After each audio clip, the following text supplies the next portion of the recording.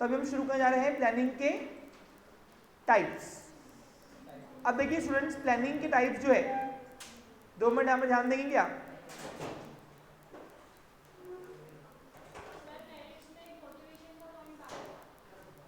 Okay, motivational का type बाकी था। ओके ठीक है, कोई इशू नहीं है।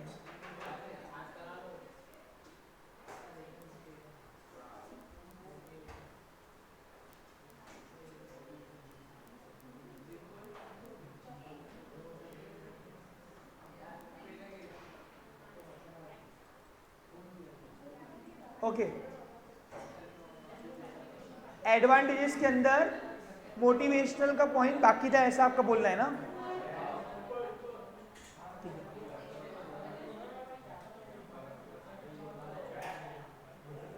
क्या आज हम ये पूरा यूनिट कंप्लीट कर पाएंगे? हाँ मैं देख रहा हूँ वही।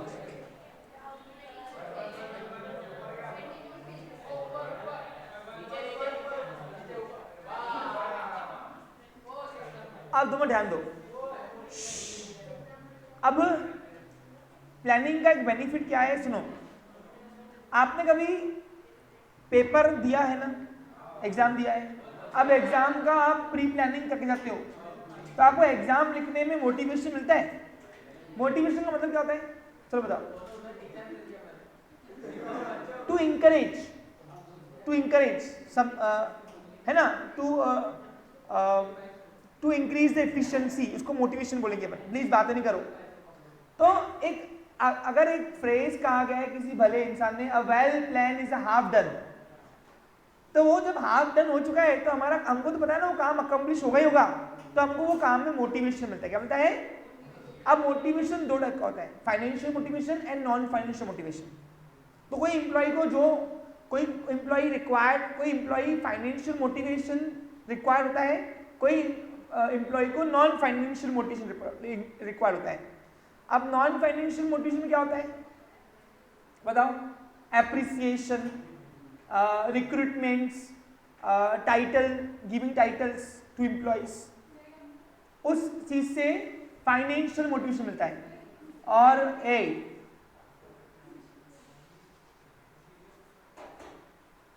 और दूसरा, कुछ एम्प्लॉयज को बेटा यहां ध्यान दो ना, क्या ये डिस्ट्रक्शन क्यों रहता है? कुछ एम्प्लॉयज को फाइनेंशियल मोटिवेशन लिखा होता है, कुछ एम्प्लॉय को नॉन फाइनेंशियल। फाइनेंशियल में क्या होता है? For example increments, job promotion. अगर आप किसी को प्रमोट करते हो जॉब की, तो आप उसकी सैलरी बढ़ा के दोगे ना। जहाँ 20,000 पगार दिया 22-25 कर दोगे, तो वो उसको फाइनेंशियल मोटिवेशन मिलेगी। और कुछ एम्प्लॉयज को पैसों की प्रॉब्लम नहीं होती है। आप देखो कोई पर्सन ऐसे होते हैं अपने ऑर्गेनाइजेशन के अंदर जो पैसों के लिए काम नहीं कर रहे, जो एक टाइटल चाहिए उनको, उसको बोलते हैं नॉन फाइनेंशियल मोटिवेशन। तो जो एक प्रॉपर प्लानिंग काम करने में हमको मोटिवेट करती है, इंकरेज करती है कि हम वो काम इफिशिएंटली परफॉर्म कर पाए। समझा आपको क्लियर? तो देखो बस वही है, a well prepared plan motivates employees to do more and better work. अगर प्लानिंग प्रॉपर है, क्या करना है उन्हें पता है, तो वो काम इफिशिएंटली करेंगे, इंकरेज होकर काम करेंगे। लेकिन अगर उनको पता ही नहीं क्या करना है, चल रहा है अंदर उन्हीं काम, तो वो मोटिवेट होंगे क्या? अब मोटिवेशन का कंसेप्ट पॉजिटिव नेगेटिव से नहीं है। मोटिवेशन कंसेप्ट पॉजिटिव नेगेटिव से, क्योंकि नेगेटिव गोल भी मोटिवेट हो करते हैं। एग्जाम्पल देखो, आप देखो जब इंडिया के अंदर 26/11 का अटैक हुआ था, 10 टेररिस्ट आए थे मुंबई, महाराष्ट्र मुंबई के अंदर, तो उन लोगों ने क्या किया, जब वो पाकिस्तान बॉर्डर से आ गए इंडिया बॉर्डर में, उसी दिन से उन्होंने अपना पूरा प्लानिंग जो किया हुआ था उसके हिसाब से एग्जीक्यूट किया कि नहीं किया? 10 लोग एक साथ थे क्या? नहीं, वो अलग अलग तो गए, लेकिन उन्होंने बकायदा वो ही वेन्यू सिलेक्ट किया जो प्लानिंग में था। देखो आप नोटिस करो, उनको सीएसटी में करना था, उन्होंने सीएसटी में किया। उन्होंने ताज को पकड़ा, तो ये सब चीजें वेल प्लान था। ऐसे कोई अंधे में आया और बोला चलते नहीं था, अच्छी लगे घुस जाओ, ऐसा नहीं था। वो जो वैल्यू डिटर्मिनेशन करके आए थे पूरी कि ये जगह पे अटैक करना है, तो वो पूरी वही अटैक करके आए वो। अब वो एक लियोपोल्ड कैफे है, छोटा ही था कैफे, लेकिन वो कैफे में विदेशी लोग, फॉरेनर्स ज्यादा आते हैं, तो वो उसको भी उसने पकड़ा कि इंडिया का टूरिज्म बंद हो जाए, क्योंकि अगर विदेशों को अगर हमने खौफ बिठा दिया बाहर फॉरेन कंट्रीज में कि India is not safe for tourism, तो फिर कोई आएगा क्या? आज अपन अफगानिस्तान जाते क्या? क्यों आते नहीं? पाकिस्तान नहीं आते क्योंकि वो सेफ नहीं है, इसलिए आते नहीं। हालांकि देखा जाए पाकिस्तान की मिट्टी जो ना वो अच्छी है, आप उसको अगर देखोगे ना तो वहाँ पे मतलब वहाँ का एटमॉस्फेयर बहुत फेवरेबल है एक्चुअली। आपको बता दूं मैं, आप कभी पाकिस्तान लोगों को देखा है? वो मतलब उनकी स्किन ना एकदम फेयर होती है बहुत ज़्यादा, मैक्सिमम लोगों की। तो क्यों होती है? क्योंकि वहाँ की मिट्टी में वैसा एटमॉस्फेयर है। तो हम लोग कभी टूर निकालेंगे, कहाँ जाना पसंद करेंगे? Dubai, America. कभी सुना है बोलेंगे, कोई बोलेगा पाकिस्तान जरा घूमने में? कोई नहीं बोलेगा। क्यों नहीं बोलेगा? क्योंकि द रीजन इज दैट कि जो कंट्री सेफ फील नहीं करवाती है वो कंट्री में हम टूरिज्म आता ही नहीं है कोई। अब अमेरिका वाले इंडिया आते घूमने, पाकिस्तान क्यों नहीं आते? कभी सुना क्या यूएसए वाले को कि चल पाकिस्तान घूमने आते? लेकिन यहाँ आते हो पाया था क्योंकि ये चीप रहता ना, उनको सस्ता पड़ता वो।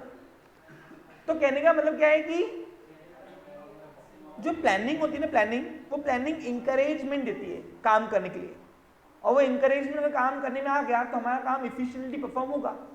इसलिए प्लानिंग से जो नंबर ऑफ एम्प्लॉइज काम कर रहे हैं गोल के लिए, वो फुल इफिशिएंटली से इंकरेज होकर काम करते हैं। उसी को कहा गया है मोटिवेशन। अब वो पॉजिटिव हो नेगेटिव हो, गोल कोई भी रख के हम मैनेजमेंट यूज कर सकते हैं। नेक्स्ट है कोऑर्डिनेशन। ये हमने पहले ही देखा हुआ है कि प्लानिंग जो है वो कोऑर्डिनेट करवाता है डिफरेंट डिपार्टमेंट्स की एक्टिविटीज को, क्योंकि सबका गोल कॉमन होता है। और मैं आपको बताऊँ डिपार्टमेंटल प्लानिंग भी अलग अलग होती है, अभी टाइप्स ऑफ प्लानिंग में हम पढ़ेंगे। Clear picture? Planning helps the coordinate of various. Coordination का मतलब क्या होता है? रुचि बता, कोऑर्डिनेशन का मतलब क्या होता है? हाँ, विदाउट, देखो कोऑर्डिनेशन को बोलेंगे team work, avoid of duplication work, avoidation of duplication work को हम कोऑर्डिनेशन बोलेंगे। कि जब भी तुम्हारे ऑर्गेनाइजेशन के अंदर टीम वर्क हो रहा है, एकजुट होकर काम हो रहा है और बार बार वही काम नहीं हो रहा रिपीटेशन में, तो इन शॉर्ट ऑर्गेनाइजेशन के अंदर कोऑर्डिनेशन है। Coordination avoids duplication of works, it build team work. क्या करेगा वो? और टीम वर्क के लिए जो कोऑर्डिनेशन का पहला कंटेंट है कोऑपरेशन। आप सहयोग करने की भावना रखो, तालमेल अपने आप जुड़ेगा। सहयोग करने की भावना रखनी ही नहीं आपको तो तालमेल कहाँ से जुड़ेगा? तो कभी कभी सहयोग करना जरूरी है। देखो रूल्स डिसिप्लिन अपनी जगह है, लेकिन सहयोग भी करना है थोड़ा बहुत कहीं कहीं जहाँ हो पा रहा है। लेकिन रूल सहयोग ऐसा नहीं कि पूरा सहयोग करना है, रूल की पूरी धज्जा उड़ा दो। नो, डिसिप्लिन अपनी जगह है, डिसिप्लिन रखो, लेकिन साथ में आप उसको फीलिंग ऑफ कॉपरेशन भी दो। स्पिरिट डी कॉप्स हमने पढ़ा था ना प्रिंसिपल।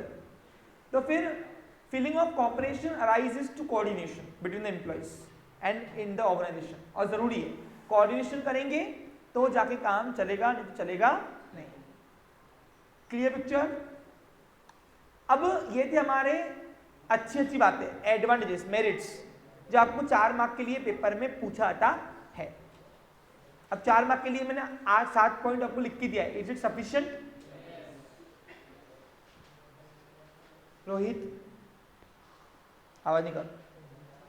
अब हम बात करते हैं आज, वो है टाइप्स ऑफ प्लानिंग। अब टाइप्स ऑफ प्लानिंग कितने टाइप की होती है? तो प्लानिंग 3 टाइप की होती है बस। प्लानिंग 3 ही टाइप की होती है। पूछो क्यों? क्योंकि लेवल ऑफ मैनेजमेंट 3 है इसलिए। तो सर इतना सारा दिया तो इन सब में कंक्लूजन आपको ये मिलेंगे, 3 टाइप की प्लानिंग।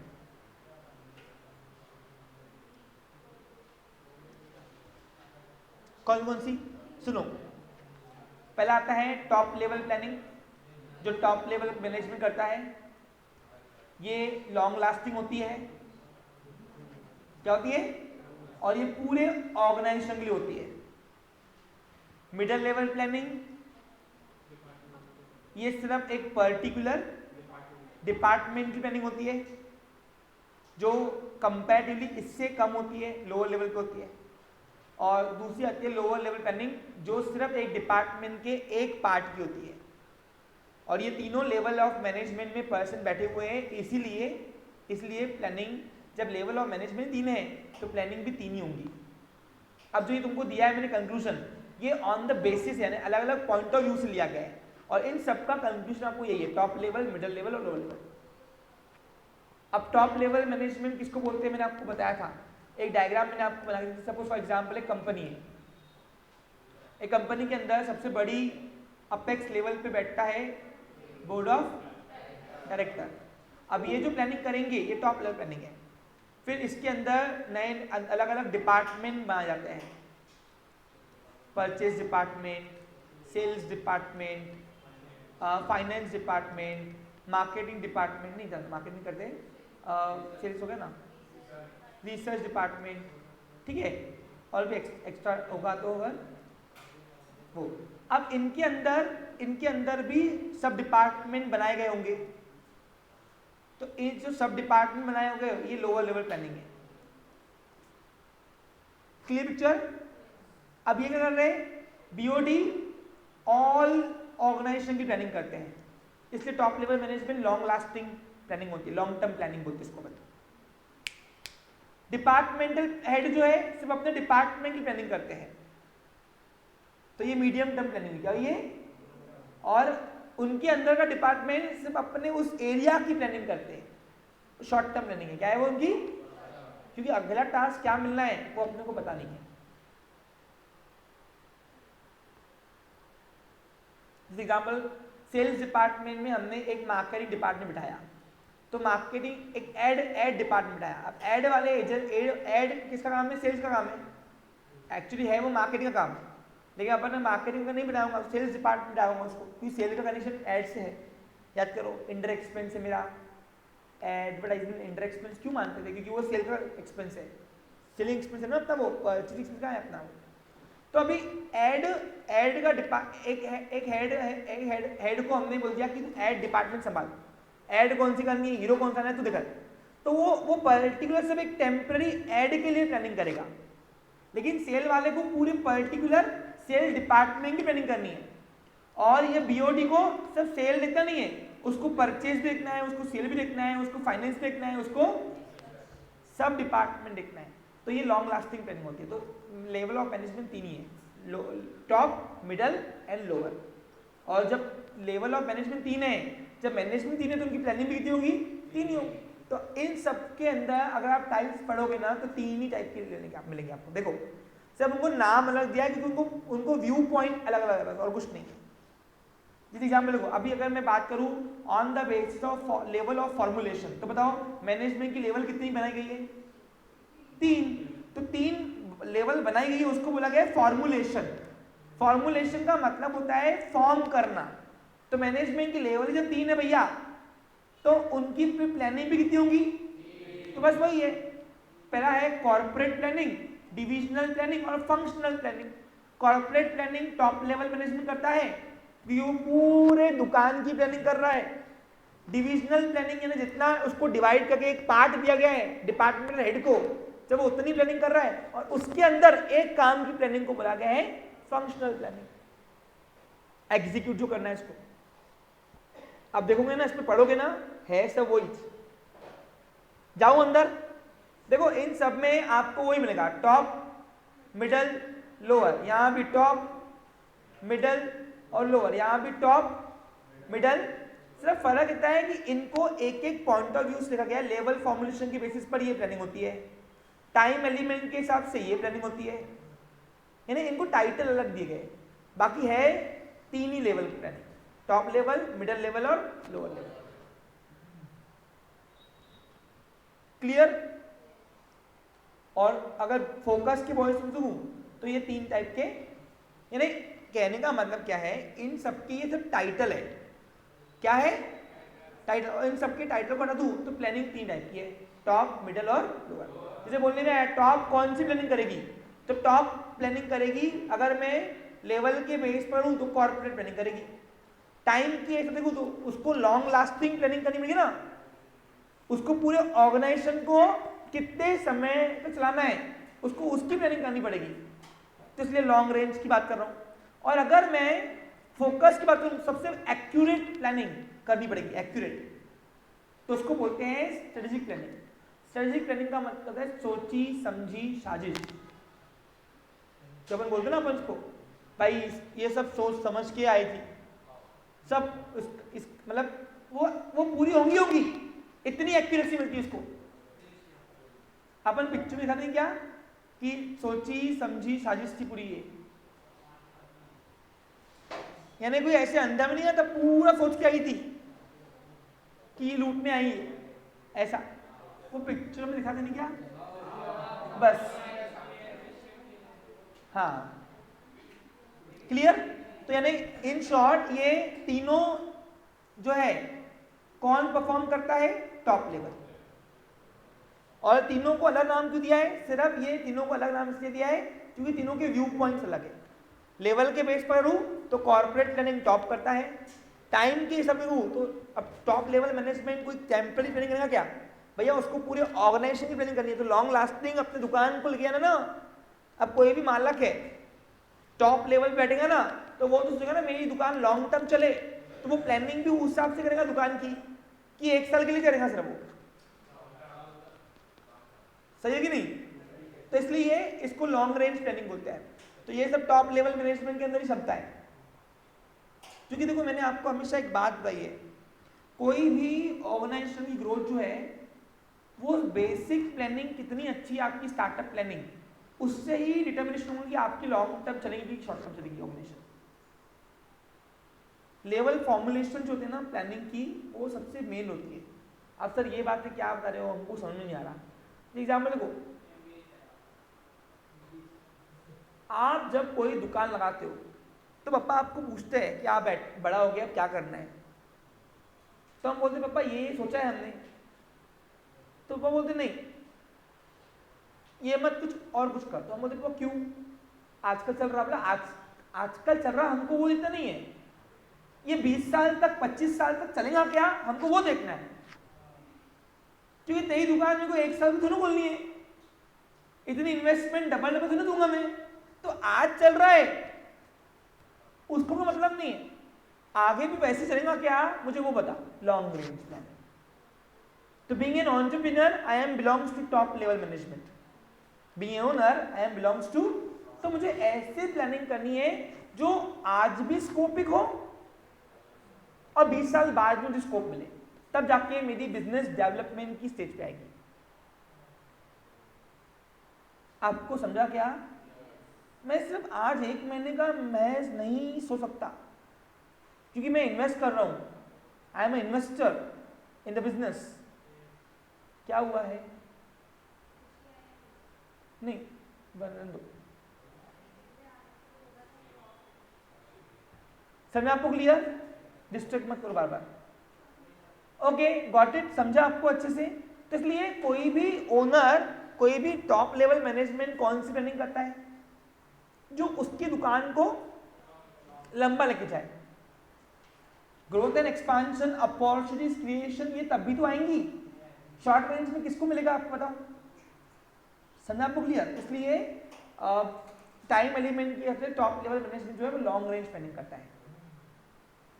अब देखो बीच में मैंने आपको बताया था, देखो ध्यान दो, अभी क्या हुआ उस दिन मैंने शार्क टैंक देखा था। अब वो शार्क टैंक के अंदर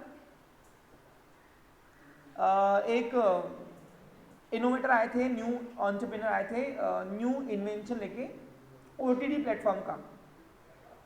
अपन नेटफ्लिक्स वगैरह लेके आते ना, तो नेटफ्लिक्स वगैरह उन्होंने क्या किया, एक साथ लोकल डिस्क और सारे नेटफ्लिक्स के एक साथ प्लेटफॉर्म लेकर उसे चीप रेट में एक ही मॉडल तैयार किया कि ये मॉडल लो 399 में हम आपको देंगे। तो शार्क टैंक से फाइनेंस देने आए थे, इक्विटी देने, यानी इन्वेस्ट करने के लिए बोला था उन्होंने, ओनरशिप शेयर रहता ना उनका। तो फिर उसमें से एक शार्क ने काफी अच्छी बात बोली, जो आपने कंसेप्ट लाया है ये आप अभी फैला रहे हो, चलो अच्छी बात है, कंसेप्ट अच्छा है, लेकिन ये MIS एक स्टिक आती है, अभी उसने अमेजोन स्टिक निकाला, उसने मालूम आपको, फायर स्टिक, उसमें सारे प्लेटफॉर्म आते हैं। तो बस जो आप दे रहे हो वो तो ऑलरेडी अमेजोन दे चुका है फायर स्टिक में, तो फिर आप क्या नया दे रहे हो? तो बोला अमेजोन जो प्राइस दे रहा है मंथली सब्सक्रिप्शन, हम ईयरली, वो हमारा उससे बहुत कम है, बहुत आधे में आता है। तो बोला नेटफ्लिक्स दे रहे हो? बोला नेटफ्लिक्स नहीं दे रहे, अभी तक नेटफ्लिक्स नहीं आया, लेकिन अभी यहाँ आए तो नेटफ्लिक्स भी आ जाएगा हमारे पास, हमारा सब्सक्रिप्शन ले लो, हम भी आपको इन्वॉल्व करके दे रहे हैं स्कीम में। तो फिर उन्होंने बोला आपकी सब बात सही है, लेकिन ये लॉन्ग टर्म नहीं है। ऐसा क्यों लॉन्ग टर्म क्यों नहीं है? बोला आप आज 400 रुपये महीना ले रहे हो और उसमें सारे प्लेटफॉर्म दे रहे हो प्लस लोकल डिस्क भी दे रहे हो, ठीक है, 400 रुपये महीने से। आप आज लोकल लेवल पे चलोगे, नेशनल लेवल बढ़ गए कि जियो आएगा तुम्हारा मार्केट खराब कर देगा। क्या बोल दिया खिला उसने कि जियो आएगा, बोलेगा आओ मैं तुमको फ्री में दे रहा हूँ, फिर तो आपका बिजनेस चौपट हो गया। उसका क्या प्लानिंग है? चुप हो गए वो। तो ये लॉन्ग रेंज प्लान नहीं थी भाई। आज के लिए ये बातें अच्छी लग रही सुनने में तो, लेकिन क्या 10 साल बाद जो मेरे बड़े कॉम्पिटिटर है उसके सामने मैं सर्वाइव करूंगा क्या? उसको सोचना है। आपको आ रहा समझ में कुछ? अब देखो, मैं आपके लिए लाइव क्लास करता हूँ, हमारे पास रिकॉर्डेड डाटा सब है, एक एक सेशन हमारे पास रिकॉर्डेड पड़ा होता है, क्योंकि ऑफलाइन तो हमको रिकॉर्ड रखना ही पड़ता है, लाइव चलता है, ये ऐप में चलता है। मेरे को सबने बोला यूट्यूब स्विच करो, यूट्यूब स्विच करो, कंटेंट अच्छा है। मतलब मेरे से बड़े बड़े दिग्गज लोग बैठे हैं वहाँ पे ऑलरेडी, तो मैं उसकी वजह से अपना ऑफलाइन मार्केट खराब नहीं करना चाहता हूँ। फिलहाल मुझे वो रिस्की लग रहा है, नहीं, मैंने उसको स्टॉप कर दिया है। क्योंकि यूट्यूब सुनने को तो अच्छा लगता है, फॉलोअर्स बढ़ेंगे, ये सुनने को सब अच्छा लगता, लेकिन प्रैक्टिकली वो कितना एस्पेक्टफुल है, और उसकी वजह से मैं ये जो ऑफलाइन मार्केट है उसको हिलाना चाहता नहीं। आपको समझ रहा कुछ? तो सुनने को तो बहुत अच्छी बात है, सुनने की एक्सपांशन होगा, आज कहाँ से कहाँ यूट्यूब पे पहुँच गए लोग, सब बातें सही है, लेकिन अभी के टाइम पे मेरे से भी अच्छे अच्छे लोग वहाँ हैं ऑलरेडी, और उनके सब्सक्राइबर ऑलरेडी बहुत, तो यूट्यूब पे बहुत डाटा ऑलरेडी बढ़ा हुआ है, तो मैं कुछ नया नहीं दे रहा हूँ जो ऐसा है कि कंटेंट नहीं है ऑलरेडी। तो इसकी वजह से क्या होगा? इसकी वजह से जो मेरा ऑफलाइन मार्केट है वो बिखर जाएगा। कैसे बिखर जाएगा? अगर सब कुछ फ्री में मिलने लगेंगे तो मेरा फीस ही कौन आएगा पढ़ने? कोई नहीं आएगा पढ़ने। तो कहने का मतलब क्या है, कुछ चीजें सुनने को तो अच्छी लगती है लेकिन वो लॉन्ग टर्म नहीं है, और उसको हम प्लानिंग में नहीं ला सकते। आपको समझा क्या? तो हम लोग फिर कुछ अगर एक्सपांशन करना है तो अभी मैंने एक नया इनोवेशन निकाला, अभी मेरे पास टीम भी अच्छी है, तो प्रेजेंटेशन के पॉइंट ऑफ व्यू से, पीपीटी के पॉइंट ऑफ व्यू से हम एक एक सेकेंड का, मतलब एक सेकेंड नहीं, आधे मिनट का, 30 सेकेंड का हम छोटे छोटे क्लिप डालेंगे कुछ नया देने के लिए। जैसे कोई एक आधे स्टॉक एक्सचेंज मार्केट के ऊपर हम लोगों ने कुछ दिखा दिया वीडियो 30 सेकेंड का, तो लोग रुक के सुनेंगे भी, क्योंकि 30 सेकेंड सबके पास है। और एक विजिबिलिटी, हम इसको विजिबिलिटी बोलेंगे, क्या बोलेंगे? विजिबिलिटी भी एक स्टेबल रहेगी। It's a one type of marketing strategy. क्या है ये? तो फिर सुनने को ये बात अच्छी लगती है और लॉन्ग टर्म भी है, और फिर तो इसका ग्रोथ का पॉसिबिलिटी अच्छा है कंपैरेटिवली उससे, क्योंकि एक एक घंटे के सेशन कोई सुनना पसंद नहीं करता, लेकिन 30 सेकेंड सबके पास है। भाई चलो 30 सेकेंड में सर कुछ नया बता रहे, शुरू कर दो। अब उसके लिए मैंने इन्वेस्टर्स जो ऑलरेडी स्टॉक एक्सचेंज मार्केट में मेरे स्टूडेंट्स जो स्टडी करते हैं वेल एस्टेब्लिश वे से, उनसे बात करना चालू कर दिया है मैंने। आपको समझा रहा कुछ? इस तरीके से ऐसा इनोवेशन, ऐसी प्लानिंग्स हमको लॉन्ग टर्म लेके जा सकती है। लेकिन अगर आप बोलोगे प्लानिंग यानी ऐसी बातें नहीं, सुनने को कुछ लगती है, सुनने को तो हर चीज लगती है, लेकिन वो इल्यूजनरी होती है। इमेजिनेशन में इल्यूजनरी नहीं चाहिए, विजिबिलिटी, विजुअलाइजेशन चाहिए। क्या चाहिए? इल्यूजन्स नहीं, विजुअलाइजेशन, फोरकास्टिंग देखने के लिए, और तब जाके आप प्रॉपर प्लानिंग उतार पाओगे उस चीज को। समझा क्या आपको? क्लियर? तो ये सब चीजें बहुत मैटर करता है। प्लानिंग, बिगिन एंटरप्रेन्योर, प्लानिंग ऐसी चाहिए जो प्रॉब्लम सॉल्विंग हो। क्या हो? हाँ, प्रॉब्लम सॉल्विंग यानी क्या हो गया, देखो आज तुमको अगर सच में बिजनेस को बढ़ाना है ना, तो प्रॉब्लम्स ढूंढो कहाँ है। प्रॉब्लम्स कभी भी क्राइसिस नहीं लाती है, प्रॉब्लम्स अपॉर्चुनिटी लाती है। ये हमेशा जिसने प्रॉब्लम्स को पकड़ा ना, उसको सॉल्यूशन करने की क्षमता तुम्हारे प्लानिंग के अंदर है, यानी it create opportunities, it create future forecasting, और वही बिजनेस लॉन्ग टर्म चलेगा।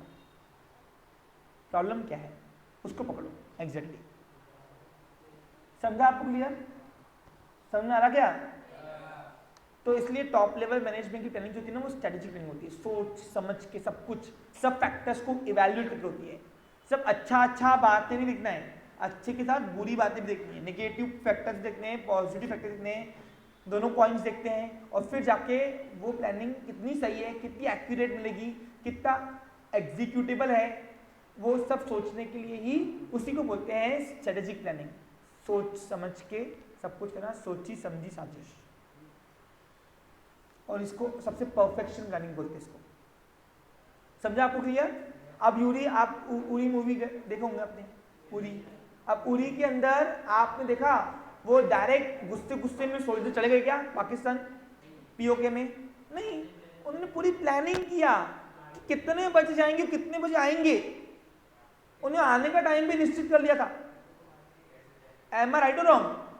तो सोचो उरी का प्लान कितना सक्सेसफुल होगा, तब जाके वो सोचो दूसरे देश में जाके हम उनको उड़ा के आ रहे हैं टेररिज्म को, एक नहीं 4-5 जगह, 8 जगह जो भी है, तो बड़ी उसके लिए प्लानिंग चाहिए। वो भी कौन सी प्लानिंग चाहिए? नॉर्मल प्लानिंग नहीं, कौन सी? Strategic planning. और साथ में प्राइम मिनिस्टर रोज बैठते, देखा ना आपने, टॉप लेवल मैनेजमेंट की प्लानिंग थी, ऐसी प्लानिंग नहीं थी। प्राइम मिनिस्टर ने बोल दिया तुमको जो चाहिए बोलो, मैं तुमको रेडी हूं देने के लिए, बस ये काम कर। क्या ऐसे हिम्मत कैसी उनकी आने की हमारे यहाँ पे, आके सोल्जर को अटैक कर रहे, नियति हो गए। तो अब दिखाते हम क्या है। तो प्राइम मिनिस्टर ने कुछ बोला कि वो टाइम पे चुपचाप बैठ दे, वो बस अब तमाशा देखो सब क्या करना है, मैं क्या करूंगा। समझा आपको? क्लियर? तो कुछ चीजें ऐसी होती है जो एकदम परफेक्शन चाहिए होती है उसको, और वो स्किल सिर्फ टॉप एक एडमिनिस्ट्रेटर के पास होती है। किसकी होती है? अब मतलब उरी के अंदर ये सोल्जर जा तो क्यों पाए? क्योंकि प्राइम मिनिस्टर ऐसा तगड़ा था। अगर यहीं कोई और होता था तो ना जान देना पब्लिक बुरी जानते, क्योंकि अटैक तो पहले भी हुए थे तब, लेकिन कांग्रेस के टाइम पे क्या था, वो दमदारी नहीं थे, बोलते जानते पब्लिक भूल गई, क्या को याद दिला रहे, सही कि नहीं? लेकिन ये क्या था, छोड़ूंगा नहीं, तुमको जो लगता करो। एडमिनिस्ट्रेटर तगड़ा रहना, टॉप लेवल मैनेजमेंट तभी होती है जब एडमिनिस्ट्रेशन बहुत स्ट्रांग रहे, परफेक्ट रहे, क्वालिफाइड रहे, कॉम्पिटेंट रहे, तब जाके हम उनको उनके साथ ही कर सकते हैं। आज मुकेश अंबानी बैठा है ऊपर, मुकेश अंबानी आज बैठा है ऊपर, इसलिए रिलायंस फाउंडेशन पूरा सही चल रहा। जिस दिन कोई और टेक ओवर करेगा वो पोजीशन पे, मे बी इट्स और अच्छा होगा या तो खराब होगा, लेकिन इफेक्ट पड़ेगा। तो कहने वाला क्या है कि एडमिनिस्ट्रेटर जरूरी है। आज देखो अमित शाह जी को बोलते हैं चाणक्य, क्योंकि पीछे मोदी जी के पीछे अमित शाह ही है पूरा, लेकिन फिर भी मोदी जी को क्यों बनाया? क्योंकि अमित शाह स्ट्रेटेजी अच्छी बनाता है, लेकिन डिसीजन मेकर मोदी जी अच्छे हैं, इसलिए बोलते भाई डिसीजन मेकर आप ही रहो, मैं इधर ही बैठा हूं, सही हूं, पीछे बैठा हूं, मैं टेंशन मत लो। आज बीजेपी जो पूरा पैनल कर रहा, सिर्फ ये 2 लीडर है जिसकी वजह से पूरा पैनल टिका हुआ है, ये बात तो मानते हो? बेटा योगी जी स्टेट लेवल तक ठीक है, नेशनल लेवल तक क्यों नहीं? क्यों पूछो क्यों? क्योंकि नेशनल लेवल पे बैठने वाला वो ये गरम दिमाग वाला नहीं चाहिए जो कुछ भी बोल दे, क्योंकि आप नेशनल लेवल पे पूरे वर्ल्ड को रिप्रेजेंट कर रहे हो। आप देखो योगी जी है ना, योगी जी के अंदर लीडरशिप अच्छी है, लेकिन नेशनल वाला मॉडल नहीं है। क्यों पूछो क्यों? क्यों कहीं कहीं सबर भी करना है, कहीं कहीं रुकना भी है, और कहीं कहीं तेज भी होकर बात बोलना भी है, और ये सब चीजें समय के हिसाब से आनी चाहिए बोलना। क्योंकि पता है क्यों? क्योंकि इंटरनेशनल प्रेशर होता है। अब एक स्टेट के लिए बोल दिया, ऊपर मोदी संभाल लेते, नेशनल इंटरनेशनल से प्रेशर भी आया तो बोलते स्टेट के लिए बोल रहा, जानो तुम क्यों टेंशन ले रहे हो? मैंने कुछ बोला क्या? तो मेरे को देखो, तो इंटरनेशनल प्रेशर निकल जाता है, क्योंकि स्टेट के लिए ना एक पार्ट के लिए बोल रहे हैं, उनको मीडियम टर्म प्लानिंग में बिठाया गया है ना, वो सब एक डिपार्टमेंटल प्लानिंग कर रहे हैं। क्या कर रहे हैं वो? क्योंकि एक देश के लिए स्टेट क्या है? डिपार्टमेंटल है, वो मिडिल लेवल बैठे हुए। तो अब योगी देखो, योगी जी बोलने के में सोचते नहीं, सोचते क्या? अब यूपी में क्या कर रहे थे, जो गुंडे थे उनके उड़ा दिए पूरे बंगलो, घर घर के घर, सही कि नहीं? अब नेशनल लेवल पे नहीं कर सकते ना ऐसा। पूछो क्यों? क्योंकि वहां पे इंटरनेशनल लेवल का प्रेशर होता है पूरा, क्योंकि एक कंट्री का एक नेशनल रिप्रेजेंटेटिव कुछ करता है अगर, तो उसको इंटरनेशनल को जवाब देना पड़ता है, क्योंकि इनका सम्मेलन अभी गए थे ना, G20 में गए थे ना, तो वहां आंसरेबल होता है, अकाउंटेबिलिटी होती है कि तुम क्या कर रहे हो भाई। ये जो बड़े बड़े डेवलप कंट्रीज है ना, वो उसको देखकर करते कि ये पैशनेबल पर्सन है कि गर्म दिमाग का है, कर दो। अब आप देखो, अभी भी एक देश ऐसा है जहां पे चल रहा है ये ऑटोक्रेटिक लीडरशिप, वो king John, Korea, south Korea में किंग जॉन जो है वो थोड़ा सरफिरा है, वो सरफिरा है। तो अब देखो, ऐसे सरफिरे से इंटरनेशनल रिलेशन कौन रखना चाहेगा? कोई, इसलिए किसी बनती भी नहीं उससे, वो अपने आप में खेलता। हाँ, हिटलर चाहिए ना अभी तक, इसको ऑटोक्रेटिक लीडरशिप बोलते हैं। क्या बोलते हैं? तो देखो, अब अभी जब से मोदी जी आए, हमारे इंडिया एक ऑर्गेनाइजेशन का इंटरनेशनल रिलेशन कैसे रह गया है? बहुत अच्छा। अभी बीच में सुनाई दिया, अभी जो इंग्लैंड के न्यू प्राइम मिनिस्टर बने है ना, ऋषि सर, तो इंडियन उनके एंसेस्टर इंडियन थे, खुद तो वो फॉरेनर है, लेकिन एनआरआई होंगे या फॉरेनर होंगे, वहाँ के सिटीजन ही होंगे, क्योंकि ऐसे नहीं बिठाते किसी को भी वहाँ पे। तो लेकिन उनका खून में इंडिया है ना कहीं। तो उन्होंने क्या किया, पहली मीटिंग में ही अच्छी 30,000 हर साल 30,000 वीजा देंगे वो हमको, 30,000 वीजा, 30,000 लोग वहां जाके एम्प्लॉयमेंट, एजुकेशन गेन कर सकते हैं। अब डेवलप कंट्री में अगर मिल रहा, क्योंकि डेवलप कंट्रीज वीजा ऐसे देती नहीं है, तो ये अच्छी बात है ना। ये रिलेशन करने वाले क्वालिटी योगी जी के अंदर नहीं है, ये मोदी जी के अंदर है, इसलिए उसको ऊपर बिठाया है सेंटर पे। तो ये तो सोच समझ के होता है, ऐसा कोई नहीं होता। मिडिल लेवल के लिए जो अच्छा है वो मिडिल लेवल बैठा हुआ है, टॉप लेवल बैठा हुआ है वो टॉप लेवल बैठा हुआ है। अब योगी जी क्या संभाल रहे हैं? Only UP. क्या संभाल रहे हैं? तो वो कौन सी प्लानिंग में आएंगे? मिडिल लेवल पे, क्योंकि वो एक देश का डिपार्टमेंट संभाल रहे, सिर्फ एक स्टेट ओनली। और मोदी जी कहां बैठेंगे? अब टॉप लेवल पे से मोदी जी है क्या, जितने भी सेंट्रल मिनिस्टर है सब बैठे हुए, और सभी सोच समझ के बैठी। अब स्मृति ईरानी है, स्मृति ईरानी को बात करती तो वो इतनी टेक्निकली बात करती, वो ऐसा लगता था LLB की हुई है उसने, क्योंकि वो संविधान को रख के एक एक जबान सोच के कैसे दूसरे को पॉइंट ऑफ व्यू करना है, कैसे इंटरनेशनल प्रेशर भी नहीं बढ़ना चाहिए, सब सोच समझ के बात करती वो। आप देखो ना उनको बात करते हुए, तो इतनी वो एक एक्टर लेके मोदी जी ने उसको सेंटर बिठाया हुआ है, स्टेट में बिठाया क्या, सेंट्रल मिनिस्टर है वो। अब चाहते तो मोदी जी योगी जी को बिठा सकते ना, भाई चल आजा, स्टेट का संभाल रहा कोई बैठेगा, दूसरा वो ऊपर आते ही ऊपर जाते सेंट्रल पे, टॉप लेवल पे बैठे। क्यों नहीं बिठाया उनको? क्योंकि देख के बिठाते हैं कॉम्पिटेंसी किसके अंदर है, वो कॉम्पिटेंट है बिठाओ ऊपर, नहीं है तो फिर मिडिल में बिठाओ, और उससे भी नहीं है तो इससे नीचे बिठाओ। अब वो जो ये कोई प्रज्ञा जोशी है ना, वो प्रज्ञा जोशी है, वो बीजेपी की सांसद है, मालूम है तुमको? वो बहुत गर्म दिमाग की है। क्या है वो कुछ बोल देती है, तो उसको मिडिल लेवल पे बिठाया है क्या, उसको नीचे बिठाया है, भाई तू बैठ इधर बैठ, ठीक है, यहाँ पे सांसद है ना बेटा, वो मेरे को नहीं पता, वो समझा आपको क्लियर? तो कॉम्पिटेंसी बहुत जरूरी है, इसलिए प्लानिंग्स डिफरेंट होती है। क्या होती है? डिफरेंट। योगी जी प्लानिंग करेंगे only for state, Modi ji planning करेंगे फॉर होल इंडिया, ओके।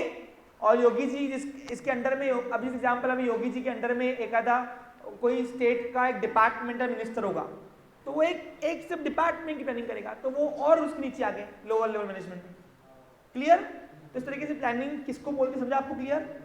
चलो अभी 2 मिनट यहाँ पे ध्यान दो। अब इन सबका सब नाम अलग है, बाकी सब में वही है, top middle lower, top middle. हाँ, अब मैं ध्यान दो, पहला पढ़ता हूं on the basis of level of formulation. तो अगर मैनेजमेंट के लेवल के फॉर्म के हिसाब से देखा जाए तो प्लानिंग 3 टाइप की होती है। पहला आता है कॉर्पोरेट प्लानिंग। कॉर्पोरेट प्लानिंग को ऑर्गेनाइजेशनल प्लानिंग बोलते हैं। क्या बोलते हैं? यानी पूरे, हाँ, corporate planning is the planning for total enterprise को। टोटल एंटरप्राइज यानी पूरी दुकान की प्लानिंग, पूरे देश की प्लानिंग। देश एक ऑर्गेनाइजेशन है ना। It explain the basic objective goal for the enterprises. पूरे ऑर्गेनाइजेशन के अंदर गोल डिटर्मिनेशन ये वाला प्लानिंग करता है, टॉप लेवल। भाई विजन जो है सेट, वो टॉप करता है। विजन सेट कौन होता है? टॉप। समझा आपको? क्लियर? समझा क्या? अब देखो कहीं भी स्टेट में इलेक्शन होता है, कहीं भी होता है स्टेट में इलेक्शन, कोई भी स्टेट देख लो, मोदी जी की फोटो आती है? पूछो क्यों? क्योंकि स्टेट मिनिस्टर ये दिखाते हैं कि it's a vision of Modi ji. आप उनको देख के वोट दो हमको। आप बीजेपी गवर्नमेंट कौन बोलते हैं? आज मोदी गवर्नमेंट ही बोलते ना। क्यों बोलते हैं? क्योंकि वो गोल सिलेक्शन उनका है, हम उनके गोल को सब आगे बढ़ा रहे हैं, आप उनको देख के हमको वोट दो बस। तो अगर तुमको वो पर्सन सही दिख रहा है, हमको वोट दो, हम ये एरिया भी सही करेंगे आपके लिए। आप कभी ऐसा इलेक्शन देखा है जहां बीजेपी का पैनल आए और वहां पे मोदी जी की फोटो ना हो? ऐसा कभी नहीं होगा। मोदी जी की फोटो चिपका के ही सब जगह। आज गुजरात में इलेक्शन चल रहे हैं, क्या बोलते हैं? चाहिए तो मोदी जी। अब मोदी जी गुजरात संभालने आएंगे क्या? वो तो ऊपर आ गए ना, बट चाहिए तो क्यों? क्यों? वो ऑर्गेनाइजेशनल प्लानिंग है, गोल डिटर्मिनेशन मोदी जी का है। कोई भी मंत्री क्या बोलता है? तुम मेरे को मत देखो, ऊपर देखो, ऊपर वो बैठा जाए। तो हम ऊपर देखकर ही देते हैं ना किसी को भी। समझा आपको? क्लियर? समझा क्या? सिर्फ हमारे इंडिया के अंदर, मोदी गवर्नमेंट के अंदर फाइनेंस डिपार्टमेंट थोड़ा एक्यूरेट नहीं है, थोड़ा बस फाइनेंस थोड़ा हिला हुआ है, जिसकी वजह से जीडीपी इम्बैलेंसिंग हो रही है और इसकी वजह से थोड़ी अर्थव्यवस्था, महंगाई समझ में नहीं आ रही है। ये तो सारे डिपार्टमेंट अपने का सही चल रहे हैं। डिफेंस भी बहुत स्ट्रांग हो गया है, आपको पता है? जब से बीजेपी आई है ना, डिफेंस काफ़ी अच्छा हो गया है। राजनाथ सिंह अच्छे संभाल रहे हैं, कोई प्रॉब्लम नहीं है। सिर्फ फाइनेंस संभालते नहीं आ रहा, उसके लिए मनमोहन सिंह चाहिए। कौन चाहिए? डॉक्टर मनमोहन सिंह ने फाइनेंस संभाल लिया अगर, बस फिर कोई टेंशन नहीं है। लेकिन अभी वो भी रिटायर हो गए शायद से, क्योंकि उनकी एज भी काफ़ी हो गई है। बट वो उसके जैसा पर्सन नहीं कोई। उसके जो इकोनॉमिकली पॉइंट व्यू है ना, वो इतने सुपर्ब है, इतने सुपर्ब है कि उसके जैसा इकोनॉमिकली दृष्टि से देखने वाला पॉइंट ऑफ व्यू से कोई लीडर ही नहीं है एक्चुअली। देखो, लीडर होना चाहिए जो अपने आप अपने फॉलोअर्स के रंग में रंग जाए। भाई जिसको जो भाषा हम वो देंगे। आप निर्मला सीतारमण जी दिखते हैं, उसके अंदर एक एरोगेंस दिखता है। क्या दिखता है? वो सबको लगती है तुम सब छोटे हो में सर, क्योंकि वो जब बात करती है ना, तो वो बात नहीं करती, वो चलाती है। तो ऐसा लगता है जनता को यार क्या बोल रही है। और एक तो दूसरी बात, पूरा इंग्लिश बोलती है, और इंग्लिश भी फ्लुएंट इंग्लिश नहीं, वो कुछ भी अपनी मदर टंग का इंग्लिश बोलती है। वो मदर टंग यानी वो जो शायद तमिल या कोई एरिया से है शायद से, वो साउथ के एरिया से ही शायद से है वो, तो उनके तेलुगु है शायद से वो। तो तेलुगु के एक्सेंट उसमें दिखता है इंग्लिश में। आप देखो तेलुगु जो इंग्लिश बोलते हैं ना, उसमें थोड़ा एक्सेंट दिखता है, उनकी मदर टंग दिखती है। तो आधी लैंग्वेज समझ में आती क्या बोल रही है। उसको ऐसा लगता है कि उसको समझे ना, अगर बैठे ना, तो लगता है कि आधा घंटा क्या बताया उसने, वो कुछ भी नहीं। आप देखो अभी मोदी जी का भाषण सुनो, मजा आता सुनने में। समझता भी, समझता नहीं समझता? बराबर है कि नहीं? आपने कभी योगी जी सुना है? समझ में आता। लेकिन निर्मला सीतारमण सुनो आप, सब सर के ऊपर से अगर नहीं गया तो मेरा नाम बदल। सिंप्लीफिकेशन नहीं है। उसको लगता है अगर मेरे को सब आता ना तो देश की जनता को भी सब आता। अरे एक व्यापारी बेचारा 10वीं पास, उसको क्या हम समझता सेमी, वो अलग ही नाम की सेमी स्किल, सेमी कंपनीज को अच्छे अच्छे नाम लेती वो, उसको अब मेरे को भी याद नहीं आ रहा उसको। तो जब उसने बजट कहा था, बजट कौन सा बजट, अभी नहीं, जो वो लोन दे रही थी कोरोना के टाइम पे, 1.5 घंटा उसका भाषण दिया था। वो 1.5 घंटा भाषण सुनने सब बैठे थे, लेकिन समझा एक को भी नहीं था। तो 1.5 घंटा तो पहले हम समझ नहीं कुछ करते, बोल क्या रही है भाई, कहना क्या चाहते हो। तो इसको हम कॉम्पिटेंट बोलेंगे क्या भाई, आपके इंटेंशन अच्छे भी होंगे ना तो भी डिलीवर नहीं हुए प्रॉपर। आप डिलीवर नहीं हुए तो पब्लिक ले बेनिफिट कहां से ले। फिर वो सभी ने फोन में घुमाई व्यापारी ने, अरे सीए वो देख तो क्या बोली निर्मला सीतारमण, देख तो हमारे लिए कोई बेनिफिट तो ले ले। तो third, why you need third party, direct to direct होना चाहिए ना कम्युनिकेशन। आपको मेरी बात समझ में आई तो अच्छा हूं मैं, नहीं हूं तो क्या मैं बड़ा ऊपर काम का। इसलिए कॉम्पिटेंसी होनी चाहिए। क्या होना चाहिए, तब जाके प्लानिंग एग्जीक्यूटेबल है। क्या है वो, समझा आपको क्लियर। तो विजन गोल सेट कौन करता है, टॉप लेवल। इसलिए इसको लिखा हुआ देखो यहां, it explain the basic objective for the enterprise. This planning is generally for the long period. क्या होती है वो, long period. Corporate planning is the original and divisional planning in purpose. देखो इसके अंदर के ही ये दो पार्ट है, यानी पहले कॉर्पोरेट प्लानिंग तय होगी और फिर जाके डिविजनल और फंक्शनल प्लानिंग तय होती है। क्लियर, क्योंकि जब तक गोल डिटर्मिनेशन नहीं होगा तब तक वो डिपार्टमेंटल प्लानिंग कैसे होगी। इसलिए पहले कॉर्पोरेट प्लानिंग करेगी, उसके बेस पर डिविजनल प्लानिंग और फंक्शनल प्लानिंग तैयार की जाएगी। Clear picture. Corporate planning is the original and divisional planning in its purpose. It is original means it is the starting point of formal planning process. Planning का startup point यहां से होता है। Top level management planning करेगा तो middle और lower level management planning करेगा। Top level ही नहीं करेगा, middle level lower level planning कर ही नहीं पाएगा, क्योंकि गोल डिटर्मिनेशन नहीं होगा तो प्लानिंग किस चीज की करेगा। क्लियर पिक्चर, समझा क्या। It is a divisional as it form the basis for all subsequent. All subsequent क्या बोलो, नेक्स्ट जो इसके अंदर की प्लानिंग है वो बाद में होंगी ना, पहले ये प्लानिंग सेट होगी। सब्सिक्वेंट यानी नेक्स्ट प्लानिंग, इसके आगे की प्लानिंग जो है इसके बाद तय होती है।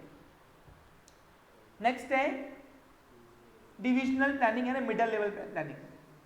Divisional planning explain the good policies and programme for a particular division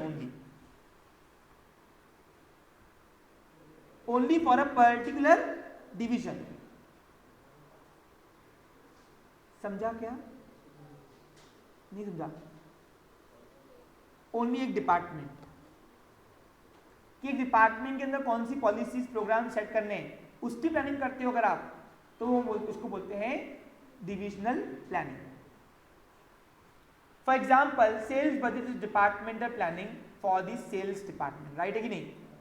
अब सेल्स बजट जो है वो पूरे ऑर्गेनाइजेशन के लिए बनता है कि ओनली किस लिए बनता है, सेल्स डिपार्टमेंट। तो सेल्स बजट बनाया, budget is always prepare for future and budget is a part of planning. अगर सेल्स का बजट बना रहे तो सेल्स डिपार्टमेंट में यूज होगा, वो परचेज डिपार्टमेंट में कोई काम का। This planning is basically concern with a particular department. ये सब एक डिपार्टमेंट की प्लानिंग है। क्लियर। अब बताओ कौन सी वाइडर कंसेप्ट है, कॉर्पोरेट की डिविजनल, कॉर्पोरेट, क्योंकि वो पूरी ऑर्गेनाइजेशन प्लानिंग हो रही है। Easy language. फिर नेक्स्ट है फंक्शनल प्लानिंग। अब फंक्शनल प्लानिंग यानी क्या, उस डिपार्टमेंट की एक डिपार्टमेंट सब डिपार्टमेंट की प्लानिंग। समझा आपको क्लियर, उस डिपार्टमेंट के सब डिपार्टमेंट की planning. Functional planning is the lower level of this example. अभी देश का, देश का देखो सुनो, देश के अंदर सबसे अपेक्स लेवल पे आता है सेंट्रल गवर्नमेंट। देखो तुम ध्यान दो, सबसे अपेक्स लेवल पे ये देश है।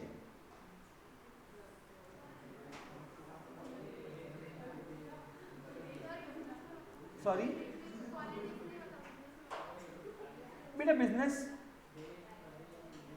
ठीक है बता रहा हूँ, टेंशन मत लो।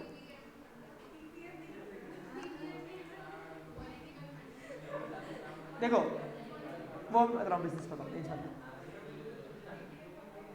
यहाँ ध्यान दो,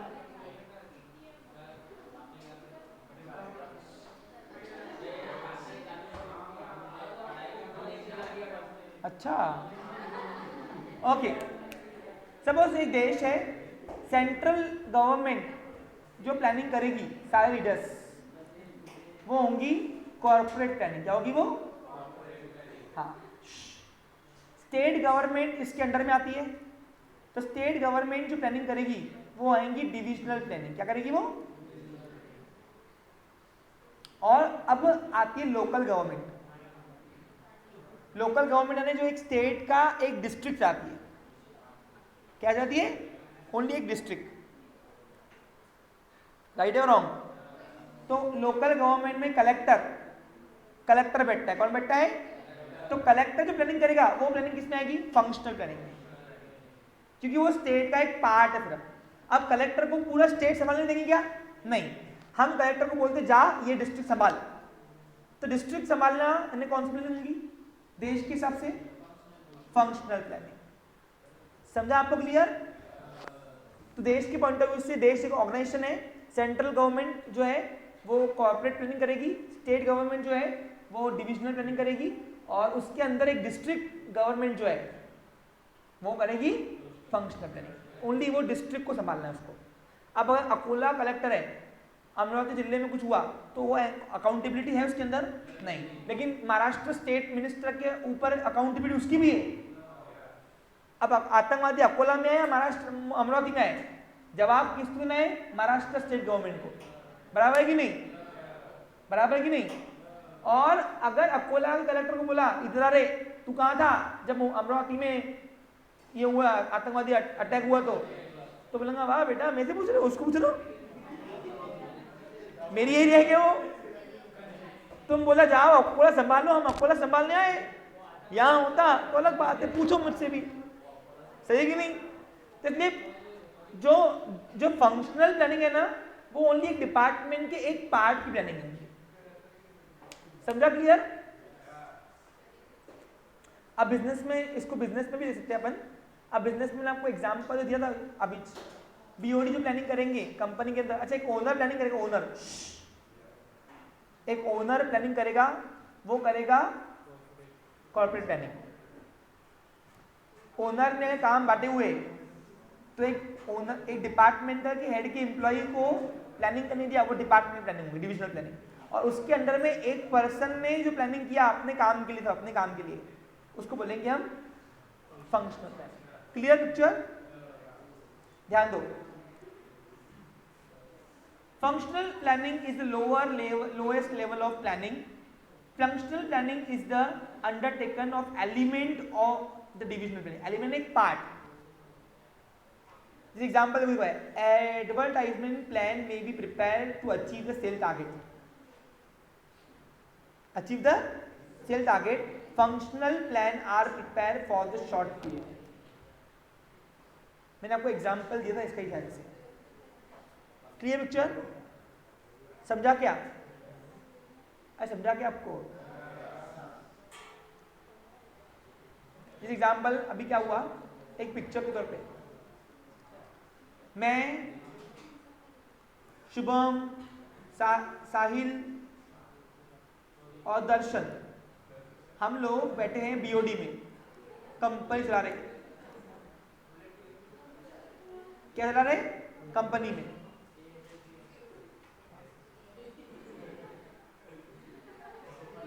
ठीक है?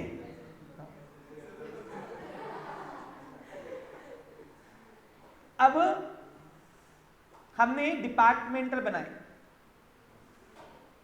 अब डिपार्टमेंट में सेल डिपार्टमेंट दिया है हमने, सपोज एक बार को वंशिका को, और परचेज डिपार्टमेंट दिया है हमने रीचा को,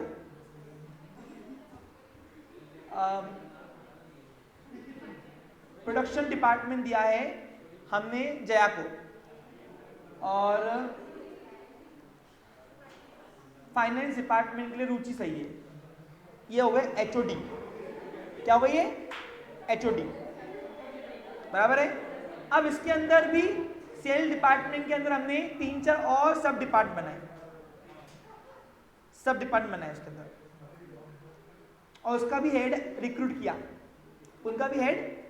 जैसे सेल डिपार्टमेंट में पहला डिपार्टमेंट बनाया अपन ने एड डिपार्टमेंट, उसकी एचओडी बनाया हमने सानिया को। क्लियर? फिर उसके बाद सेल्स डिपार्टमेंट कनेक्शन मार्केटिंग से भी होता है, तो मार्केटिंग डिपार्टमेंट इसके अंदर आ दिया हमने। फिर रिसर्च डिपार्टमेंट भी सेल का ही पार्ट है, क्योंकि रिसर्च करोगे तो माल बिकेगा, तो रिसर्च को भी यहाँ पे डाल दिया सपोज। क्लियर? और दूसरा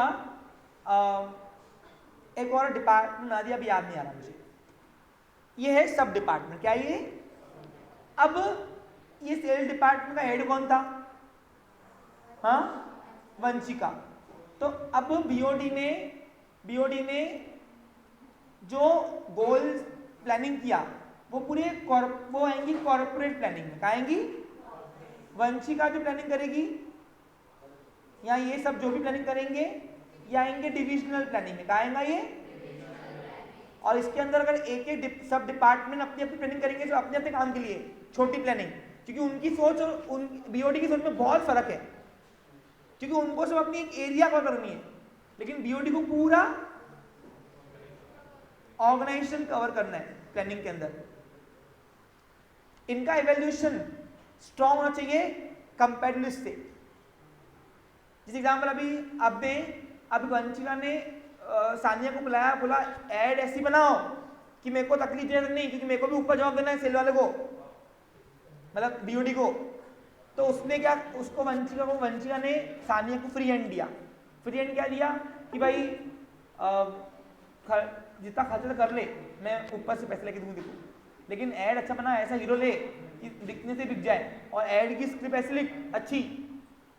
अब ये खुद नहीं करती, management not doing work, it is getting work done from. अभी ऐड डिपार्टमेंट के अंदर भी बहुत सारी टीम होंगी उसकी बिल्ड, वो वर्क करेगी, लेकिन इसको वर्क कैसे करना है इन सबको, उसका दिमाग देगी सानिया, यानी ऐड डिपार्टमेंट की हेड। समझा आपको? क्लियर? तो प्लानिंग में कोई एग्जीक्यूशनल नहीं होता है, प्लानिंग यानी जो एग्जीक्यूटेबल हो, एग्जीक्यूशन नहीं। क्योंकि मैनेजमेंट में कोई भी इंसान काम करता नहीं है, मैनेजमेंट में काम करवाना होता है। अब सानिया ने जो भी ऐड बनाएंगी वो अब दिमाग उसका रहेगा, प्लानिंग उसकी रहेगी, लेकिन करने वाले उसके नीचे फॉरमैन रहेंगे बहुत सारे। समझा आपको? क्लियर? ओके। फिर नेक्स्ट है on the basis of time period. अब टाइम पीरियड के साथ क्या होगा? वही लॉन्ग रेंज, शॉर्ट रेंज और medium range. Long range planning कौन करता है? Top level. मीडियम रेंज, बस वो ये देखो लिखा हुआ है, it's a process of planning for long term goal. Long term goal चाहिए, क्या चाहिए? Long term goal. This planning is done by the top management. This planning explain the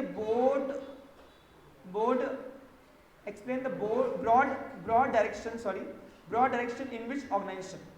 तो ये बहुत बड़ी सोच रख के बनाई जाती है प्लानिंग, बड़ी सोच। जैसे एग्जाम्पल है एक अभी रतन टाटा है। रतन टाटा जो प्लानिंग करेंगे वो अपने सिर्फ एक फैक्टर के आउटपुट को करेंगे कि सभी को देखना करेंगे, सभी को। अब टाटा कंपनी जो है, टाटा कंपनी सिर्फ एक सेक्टर में नहीं है ना, वो 4 व्हीलर मैन्युफैक्चरिंग कंपनी में भी है, एरिया में भी है, वो लोहे के एरिया में भी है, स्टील एरिया में, मालूम है आपको। फिर उसके बाद और फाइनेंस एरिया में भी है, टाटा फाइनेंस, हाँ होगी ना, उसमें भी सॉल्ट एरिया में भी है। तो जब रतन टाटा बीओडी बैठेंगे तो सिर्फ वो सॉल्ट को देखिए प्लानिंग करेंगे क्या? उसको सब देखना है, उसको सब देखना है। तो वो लॉन्ग रेंज प्लानिंग करेंगे कि मेरे सारे यूनिट्स प्रॉपर वे से चलने चाहिए, एक्यूरेसी में। समझा के? क्लियर?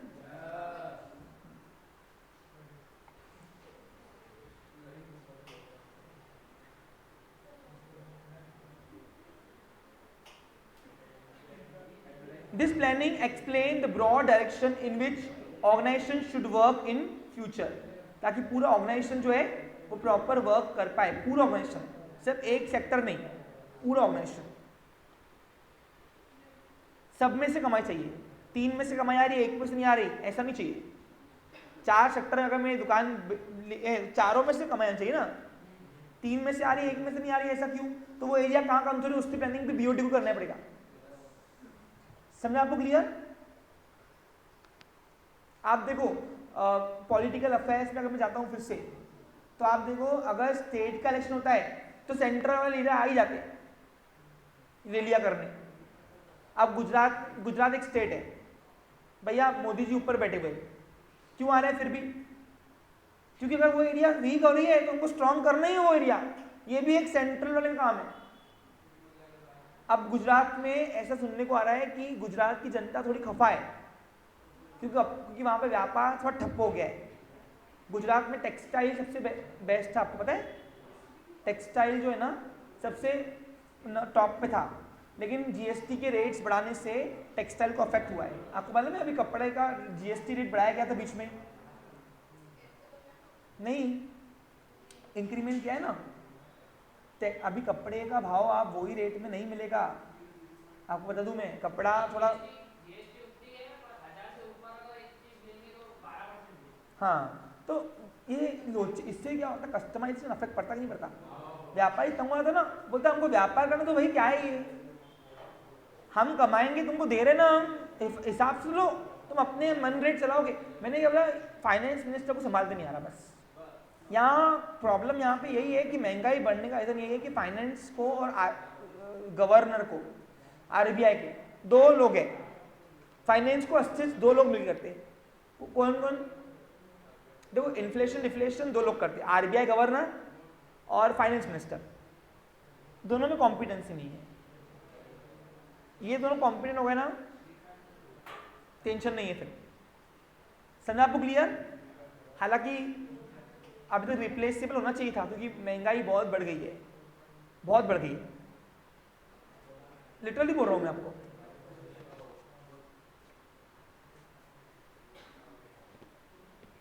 देखो, मोदी गवर्नमेंट के इंटेंशन अच्छे हैं नो डाउट, लेकिन महंगाई को वो नहीं प्रॉपर बैलेंस कर पा रही है, ये बात तो हमको माननी पड़ेगी। ये निगेटिव पॉइंट है, और ये बात जब तक के जनता के बीच में नहीं जाएंगी गवर्नमेंट, तब तक के ये बात समझेगी नहीं उनको। आज अगर सिलेंडर 1100 रुपये मिल रहा है तो ये हमारे लिए भी बहुत बड़ी बात है।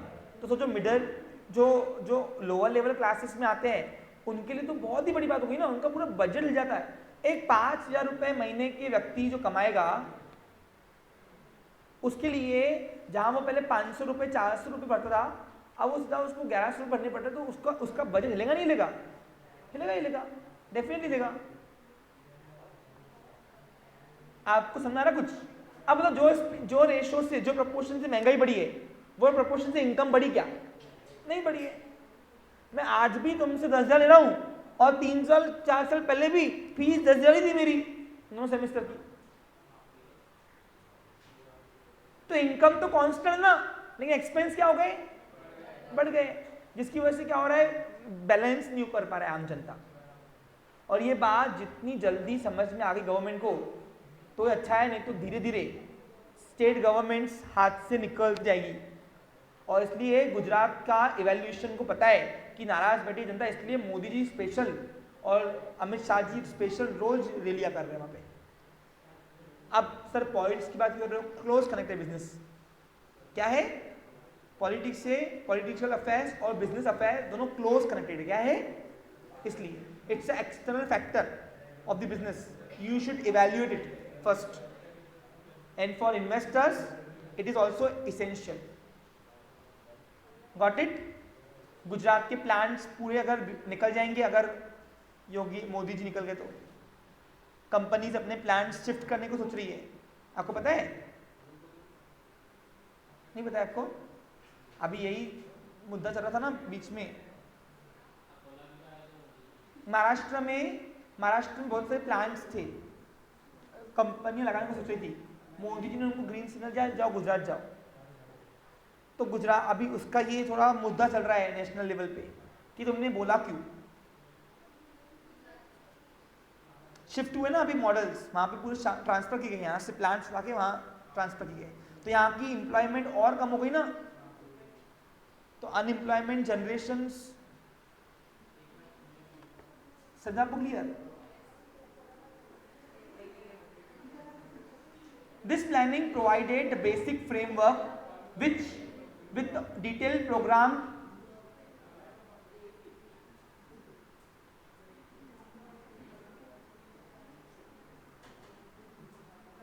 यहाँ पे स्टेटमेंट नहीं बन रहा है, बनाओ तुम। This planning provided the basic framework with the detailed programs as short range plan has to be developed, जिससे शॉर्ट रेंज प्लान डेवलप हो पाए। शॉर्ट रेंज प्लान क्या? Functional planning. क्या है यहाँ पे? एस है ना, यहाँ पे as short range planning has to be develop, जिससे शॉर्ट रेंज प्लान डेवलप हो पाए। हाँ आगे, this planning is related to more than 5 years। अच्छा, ये 5 साल से ऊपर की प्लानिंग करनी है, 5 साल से ऊपर की, 5 साल तक मीडियम रह जाती है। ये आएगा आपको ऑब्जेक्टिव में, कहा आएगा कि लॉन्ग रेंज प्लानिंग कितनी मोर देन ये होती है, मोर than 5 years। This planning is done, अब मीडियम रेंज देखते हैं। This planning is done medium period of time that is more than 1 year but less than 5 years. These plans are generally lower details than the long range planning. अब of course इससे detail कमी होंगी ना इसकी। These plans are prepared to implement the long term plans and to coordinate efforts department of enterprise। एक department की planning होगी, कौन सी है? पर्टिकुलर, ताकि वो डिपार्टमेंट ऑर्गेनाइजेशन से कोऑर्डिनेट कर पाए।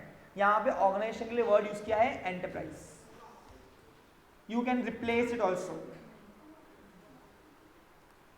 as an organization। Short range planning होता है डिपार्टमेंट का एक डिपार्टमेंट, सब डिपार्टमेंट, ओके, डिपार्टमेंट का sub department. This plan are specified and detail, they are work out within the framework of the existing resources. देखो, sub department जो हमारे पास अवेलेबल रिसोर्सेज उसके बेस पर वो प्लानिंग आता है। A short range planning is break down long range planning into specific action program। BOD ने जो प्लान किया उसको, प्लान को एक डिपार्टमेंट का प्लान ले लिया डिपार्टमेंट हेड ने, और उसके एक एरिया को कवर करने के लिए शॉर्ट रेंज प्लानिंग बनाई की गई। जिस सेल्स के लिए मेन काम क्या है? एड दिखता है वही, तो बोर्ड ने सेल डिपार्टमेंट को टारगेट दिया, इस बार तेरा सेल इतना चाहिए मेरे को, देख कैसे करा दिया अपने एम्प्लॉय से, तेरे अंडर में इतने एम्प्लॉय रखे हमने वंशी का, हमको इतना टारगेट चाहिए, बोली सर ठीक है हो जाएगा, ठीक है। अब उसने क्या किया? उसने सानिया को प्रेशर दिया कि एड अच्छी बना, तेरे एड से दिखेगा तो माल बिकेगा, बराबर कि नहीं? तो आपने जो प्लानिंग किया वो प्लानिंग शॉर्ट रेंज है, क्योंकि आपने क्या किया? आपने अवेलेबल रिसोर्सेज से एक एरिया की प्रोग्रामिंग सेट की तरह। समझा आपको क्लियर? देखो लिखा हुआ है, this a short range plan is a break down long range plan into specific action programme. Lower management generally prepare short range planning. Short range planning is action oriented. क्या है ये? अब देखो सिंपल है, ध्यान दो उधर। अब बीओडी से इसको एक टारगेट मिला, प्लान गोल मिला, इसने खुद किया क्या? इसने अपने सब डिपार्टमेंट को बांट दिया वो काम। तो एक्चुअली एक्शन फॉर्म यहां से हो रही है शुरू। भाई ये ईटीसी के अंदर में एक और ला रहा हूं, पैकिंग डिपार्टमेंट, क्योंकि पैकिंग का कनेक्शन डायरेक्टली किससे है? सेल्स से। एक्चुअली वो मार्केटिंग का ही पार्ट है, पैकेजिंग जो है। अब इसको इसने ये बीओडी के ऑफिस में गई, डांट खा के ही कि ये नहीं कर रही, टारगेट नहीं है, इतने एचओडी को, इतने सारे एम्प्लॉय तुम्हारे अंदर रखे, सब टेक्नोलॉजी तुमको दिया, क्या कमी है, फिर भी टारगेट सेट क्यों नहीं हो रहा, इस साल मेरे को 10 करोड़ का सेल चाहिए। तो ठीक है सर, हो जाएगा। ये आई यहां से गोल लेकर एक, इसने अपनी प्लानिंग किया और इन सब के डिपार्टमेंट हेड की मीटिंग किया और सब जगह। अब इसने क्या किया, उस प्लानिंग को स्प्लिट किया। क्या किया, जो ऊपर से ऑर्डर आया, प्लानिंग आई, गोल आई, इसने उस हिसाब से प्लानिंग डिजाइन किया। अरे आ रहा कुछ समझ में। फिर इसने, वंशिका ने सानिया को बुलाया, इसको ये डिपार्टमेंट के हेड को बुलाया, ये डिपार्टमेंट के हेड को बुलाया, ये डिपार्टमेंट के हेड को बुलाया और इसको बोला कि ऐसा ऐसा करो, ये चेंज करो, ये चेंज करो, ये करो, वो करो। तो उन्होंने फिर अपनी प्लानिंग किया, यानी इनको एक टारगेट दिया। कहते इसने इसको टारगेट दिया, इन्होंने इन सबको टारगेट दिया, ताकि ऑर्गेनाइजेशनल गोल अकम्प्लिश हो। क्या हो, और ऑर्गेनाइजेशनल गोल अकम्प्लिश करने के लिए एक्शन कहां से उठी, यहां से, क्योंकि एग्जैक्टली इनके फॉरमेंस ने काम करना शुरू यहां से किया हुआ है। समझा आपको क्लियर? हाँ, आगे, it is related to daily routine operation up to 1 year. एक दिन से लेकर 1 साल तक के प्लानिंग जो करते हैं वो होता है शॉर्ट रेंज प्लानिंग। फिर आते हैं on the base of focus.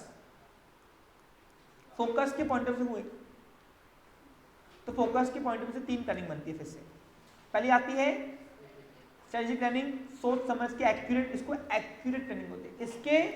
इसके एक्शन फॉर्म के चांसेस 100 में से 95% होते हैं, क्योंकि ये प्लानिंग सारे फैक्टर्स को इवैल्यूएट करके होती है, सारे फैक्टर्स को, सब फैक्टर्स, इसमें सब फैक्टर लेते हैं। अब स्ट्रेटेजिक प्लानिंग कैसे करनी है, इसकी भी एक अलग से चैप्टर है, पता है आपको? ये अभी आपको सिखाया, वो MBA में सिखाते हैं। स्ट्रेटेजिक प्लानिंग अभी तुमको जो ऊपरी प्रदर्शन है ना, स्ट्रेटेजिक प्लानिंग के ऊपर एक चैप्टर है पूरा, उसको कौन से एलिमेंट्स लेकर स्ट्रेटेजिक प्लानिंग बनती है, वो टेक्निकली अगर आपको पढ़ना है तो MBA का कोई बुक है, मैं आपको रेफर बताऊंगा, वो करना, आपको मिल जाएगा उसके अंदर प्लानिंग। ध्यान दो, this planning is done at a higher level of the planning management and it is done for the long period. Strategic planning is the process of deciding the organization changes in its objective of the resources used to achieve the objectives in the condition of uncertain environments. देखो क्या बता रहे हैं यहाँ पे, strategic planning के अंदर कोई ऑर्गेनाइजेशन का गोल सेलेक्ट करते हैं। अगर ऑर्गेनाइजेशनल गोल चेंज करना है वो भी यही डिटरमिनेशन होता है। रिसोर्सेज जो हमारे पास है उससे कैसे अचीव होगा ऑब्जेक्टिव, वो भी डिसाइड यहाँ पे होता है। और अगर कुछ अनसर्टेनिटी है कंडीशन के अंदर, तो कौन से अनकंडीशनल अनसर्टन फैक्टर्स है जो चेंज हो सकते हैं, उसको सोचने की भी क्षमता इसी के पास है। समझा आपको क्लियर? समझा क्या? जैसे अभी देखो, आपको क्या लगता है जो ये बड़े बड़े एंटरप्रेन्योर है, ये लोग दिन भर क्या करते होंगे? ये दिन भर न्यूज देखते होंगे। पता है क्यों? क्यों पूछो क्यों? क्योंकि इनको पता है कि न्यूज में जो झटका पड़ा एक आधा, उससे इन्वायरमेंट चेंज होगा, और इन्वायरमेंट होगा फटाफट मुझे एक्शन लेना पड़ेगा उसके ऊपर। अब उद्धव सरकार जब रातों रात बिगड़ी होंगी, आप देखो शिवसेना के पैनल रातों रात जब टूटा था, अभी तक बीजेपी में आई भी नहीं होंगी। जो बड़े बड़े डायरेक्टर बैठे हुए ना, रिलायंस कंपनी, ये कंपनी, वो कंपनी, सबने डिसीजन लेना शुरू कर दिया होगा कि क्या करेंगे आगे, मीटिंग करना शुरू कर दिया होगा। यहाँ पे इनकी मीटिंग चल रही है पॉलिटिकल अफेयर्स की, यहाँ पे बड़े बड़े व्यापारियों की प्लानिंग चल रही है, क्या हो मीटिंग पर जाऊंगी, उससे फटाफट डिपार्टमेंट हेड को इकट्ठा किया होगा, अभी ऐसे होने वाला है, हमारा ये प्लान को अफेक्ट हो सकता है, फटाफट अभी ये प्लान पे शिफ्ट करो, ये प्लान का टर्नओवर बढ़ाओ, ये प्लान को कम करो, यहाँ प्रोडक्शन बढ़ा दो, यहाँ फिलहाल रुका दो, क्योंकि रॉ मटेरियल सप्लायर बंद कर देंगे ये लोग, GST रेट शायद बंद चेंज कर सकते हैं ये लोग। यानी इतना वो लॉन्ग लास्टिंग प्लानिंग कर लेते हैं कि जिसकी कोई भनक भी नहीं पड़ती। सोचो, या तुमको लग रहा कि भाई ये जो बीजेपी पैनल गोवा लेके गई थी इनके सांसदों को, जान कहाँ गए थे जानते ना, आसाम और गोवा गए थे ये लोग, कहाँ, ये महाराष्ट्र के सांसद लोग। तो तुमको क्या लग रहा, ये वहां पे जब गए तो जब जिस दिन वहां पे गए ना उसी दिन से ये व्यापारियों ने अपनी मीटिंग शुरू कर दी होंगी, क्योंकि चेंजेस आया ना एनवायरमेंट के अंदर, फैक्टर चेंज होंगे ना, चेंज इन गवर्नमेंट, ये फैक्टर है ना, एक्सटर्नल फैक्टर है ये। अब चेंज होंगे तो बिजनेस को तो अफेक्ट होगा ना, अब वो पॉजिटिव होता है नेगेटिव है वो तो इवेल्युएट करना पड़ेगा ना अपने को। अब तुम्हारे जान दो उनको, हमारे पापा ही देख लो, जिस दिन से वो सांसद लोग भाग गए यहाँ से, उस दिन से हमारे घर में बड़े लोग सब न्यूज देख रहे होंगे। देखो आप नोटिस करो, फिर पापा को बोलते होंगे पापा ये क्या है था न्यूज, जान दो ना, कहीं भी जान दो, बीजेपी आया यहाँ, सब एक ही थाली के चट्टे पट्टे। बोलते नहीं बेटा, हमारे व्यापार को फर्क होगा इससे, कुछ आ रहा समझ में कुछ तुमको। तो इस तरीके से फैक्टर्स चेंज हुआ था कि नहीं बताओ। तुम्हारे पापा लोग जो जब बड़े लोग मिल रहे होंगे दुकान पे तो चर्चा यही कर रहे होंगे, 2 दिन तो पूरी चर्चा वही कर रही होंगी दुकानों में। तुमको अगर जान पे आता, तुमको कोई से नफरत होगी तो बोलते जानते यार उठ तो दिन भर यही बातें करते हैं। क्यों कर रहे हैं? क्योंकि उनको पता है कि हमारी दुकानों को अफेक्ट पड़ेगा, क्योंकि बड़ी कंपनियों को अफेक्ट पड़ा तो हमारी दुकानों को अपने आप अफेक्ट पड़ेगा ना। अब महाराष्ट्र का कोई महाराष्ट्र का कंपनी होगा, महाराष्ट्र से प्लांट कर रहा होगा, अब महाराष्ट्र का प्लांट चालू रोक देगा, वो गुजरात से माल आएगा, ट्रांसपोर्टिंग कॉस्ट बढ़ गया। अब ट्रांसपोर्टिंग कॉस्ट बढ़ गया अगर, तो महंगे में माल आएगा तो हमको प्रोविजन करनी है ना, क्योंकि कस्टमर को तो मैंने भाव दिया हुआ है ना। अरे आ रहा समझ में कुछ तुमको? अभी देखो हमारी एजुकेशन का तरफ है, एजुकेशन के अंदर ना अभी बहुत काम खराब हो गया। कॉमर्स तो पढ़ता ही नहीं पढ़ाना कुछ, क्यों? पेपर के भाव डबल हो गए हमारे।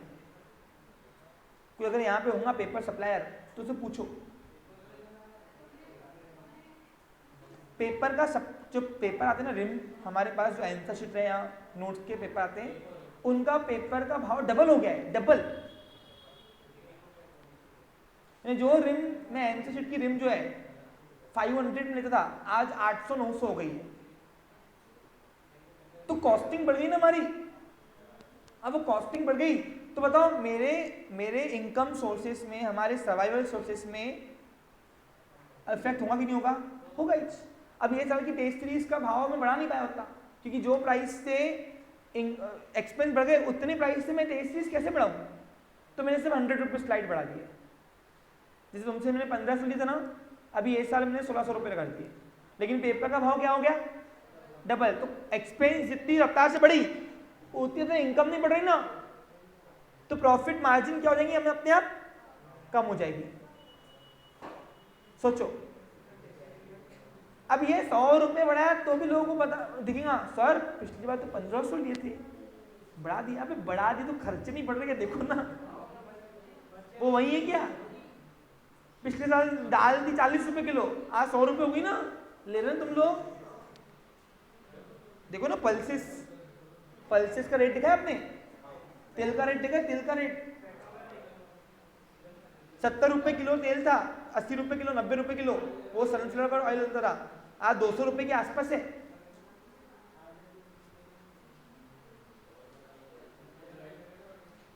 कितनी रफ्तार से महंगाई बढ़ रही, उतनी तरह इनकम बढ़ रही क्या? नहीं बढ़ रही। इनकम तो मैंने 100 रुपए बढ़ाया ना, लेकिन रिम का भाव कितना हो गया? आपको समझा रहा कुछ तुमको? अब ऐसी कितनी रिम लगती होंगी, सोचो अब कितना का फर्क पड़ा होगा कॉस्टिंग में। बट नहीं करते इंक्रीमेंट, कंपटीशन है ना, उतनी इंक्रीमेंट नहीं कर सकते हम लोग, क्योंकि फैक्टर्स को इवैल्यूएट करना पड़ता है चीज। तो ये सब अभी ये सब मेरा स्टाफ हो सकता क्या? उनकी क्षमता ही नहीं होती, ये तो मेरे को सोचना पड़ता।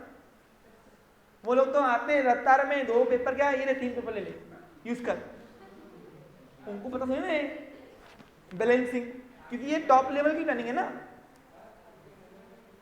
है कि नहीं?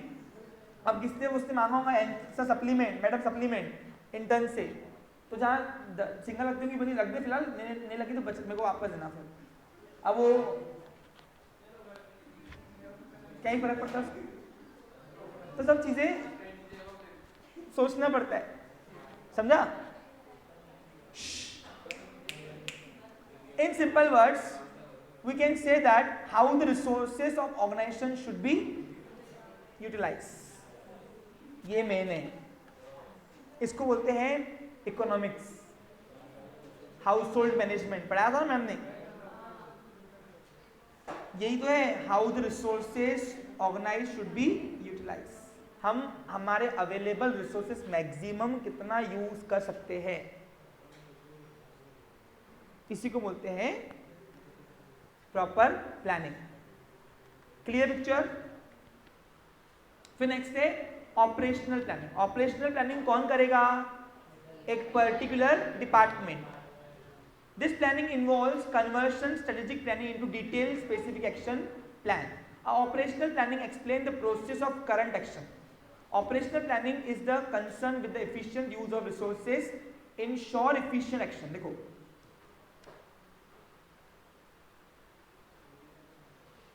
operational planning concern related with the efficient use of resources, ensure efficient action.